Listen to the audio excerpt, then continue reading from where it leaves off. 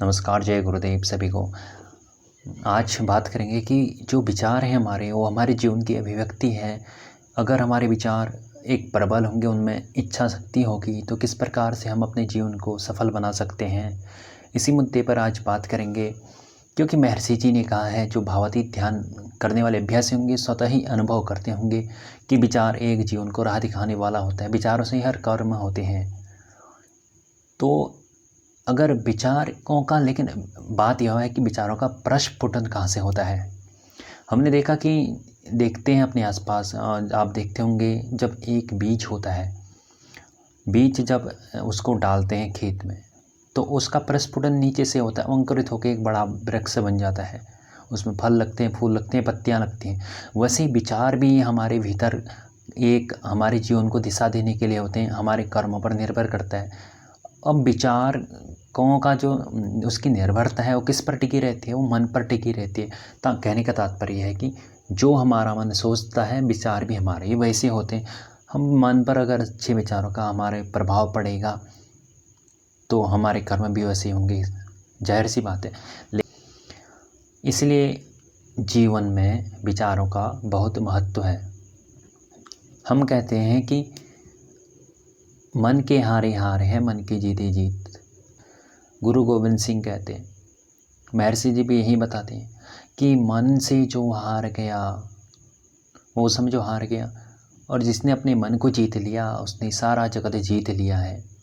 यानी मन को जीतने के लिए आवश्यक है कि उस मन की सतह तक पहुँचे।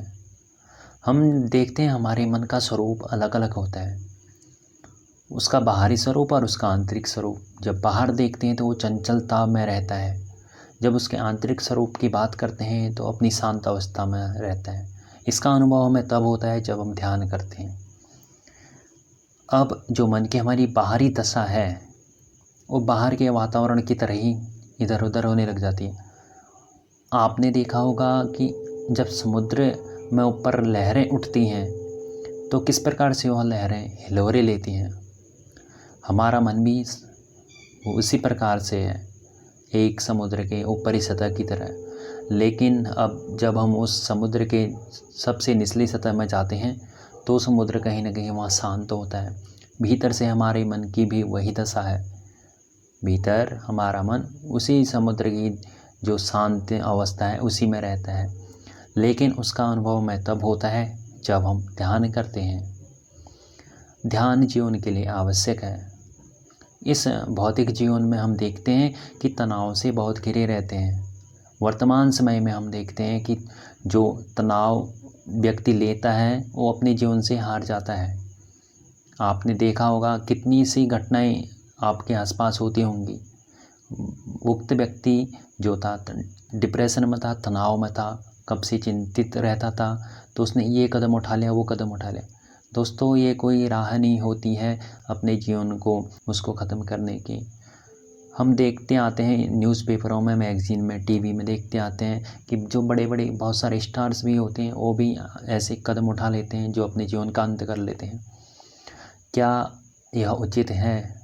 बस इतना सा, किसी बात को लेकर अपने जीवन को अंत करना उसका, तो यह सही नहीं लगता है मुझे। क्योंकि हम जब तक अपनी समस्याओं को नहीं समझेंगे, तब तक हम अपने जीवन को सरल नहीं बना सकते हैं। इसीलिए ध्यान एक उपयुक्त विधि है तनाव से निकलने के लिए। चाहे वो विद्यार्थी हो, व्यापारी हो, गृहिणी हो या कोई अन्य हो, कोई भी ध्यान कर सकता है, सिर्फ 15 से 20 मिनट। ध्यान करने के लिए आपको कोई मेडिटेशन टीचर ढूंढने की आवश्यकता रहती है, क्योंकि बिना प्रक्रिया के कुछ संभव नहीं होता है। आजकल देखते होंगे कि ध्यान तो ऐसे बोलते हैं, सभी लोग करते हैं, मैं ध्यान करता हूँ, लेकिन उस ध्यान का परिणाम कहाँ तक मिलता है, उसका फ़ायदा आपको कहाँ तक मिल रहा है, इसका अनुमान लगाना तब तक ठीक नहीं रहेगा जब तक कि हम उसका अनुभव न कर लें। इसीलिए ध्यान जो है अनुभव पर आधारित ही एक प्रक्रिया यानी क्रिया है। जब हमें अनुभव होंगे तो वह हमारे क्रिया रूप में दिखते हैं। आज की वीडियो में इतना ही, फिर मुलाकात होगी। तब तक के लिए नमस्कार।